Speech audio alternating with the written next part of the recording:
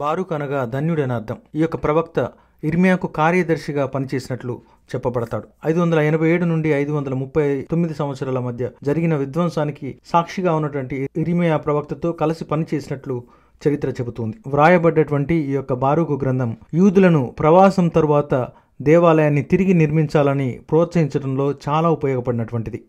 యెషయా మరియు ఇర్మియా ప్రవక్తల ప్రవచనాలు జరగకపోవడంతో ప్రజలు అయోమయానికి గురి అయ్యారు. అయితే ఈ యొక్క బారూకు గ్రంథం 5వ అధ్యాయంలో సందేహపు వస్త్రాన్ని తీసివేసి నీతిని ధరించమని ఆయన ఓదార్పు మాటలు వ్రాస్తూ ఉన్నారు. కీర్తనలు 120 నుండి 134 వరకు అధిరోహణ కీర్తనలుగా పిలువబడతాయి. అనగా పైకి చూడటం లేదా దేవుని వైపు నడవటం. అందులో భాగమైనటువంటి 126వ కీర్తన నేడు మనందరం కూడా వింటూ ఉన్నాం.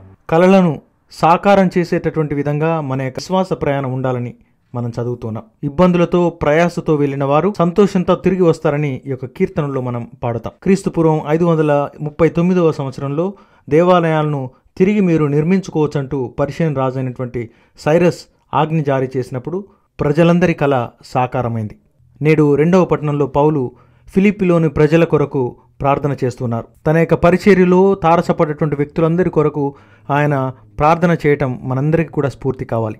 మనం ఎవరెవరితో కలిసి పనిచేశామో, మంచి చెడులను పంచుకుని ఉన్నామో వారందరి కొరకు నేడు మనందరం ప్రత్యేకంగా ప్రార్థన చేయాలి. వారికి కృతజ్ఞతలు తెలుపుతూనే దేవుడు వారిని ఆశీర్వదించాలని, సన్మార్గంలో ముందుకు నడపాలని మనం వారందరినీ జ్ఞప్తికి తెచ్చుకుందాం.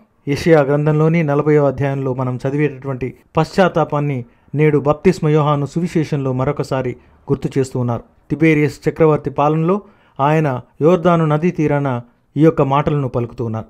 బప్తిస్మ యోహాను వలె మనందరం కూడా హృదయపూర్వక పశ్చాత్తాపం ద్వారా ఇతరులకు మార్గదర్శులుగా మారే ప్రయత్నం మనం చేయాలి. క్రైస్తవ పిలుపుకు అనుగుణంగా జీవించడంలో వైఫల్యాలను అంగీకరించడం తప్పనిసరైనటువంటి కాలమే ఆగమన కాలం. కనుక నేటి దివ్య బలి పూజలో ప్రతి పఠనాన్ని భక్తియుతంగా వింటూ అర్థవంతంగా మన యొక్క జీవితాలను ముందుకు నడిపేందుకు ప్రార్థనాపూర్వకమైన ప్రయాణం ఈ యొక్క ఆగమన కాలంలో కొనసాగాలని కోరుకుంటూ దేవుని దీవెనలు మీ అందరకు. ఆమేన్.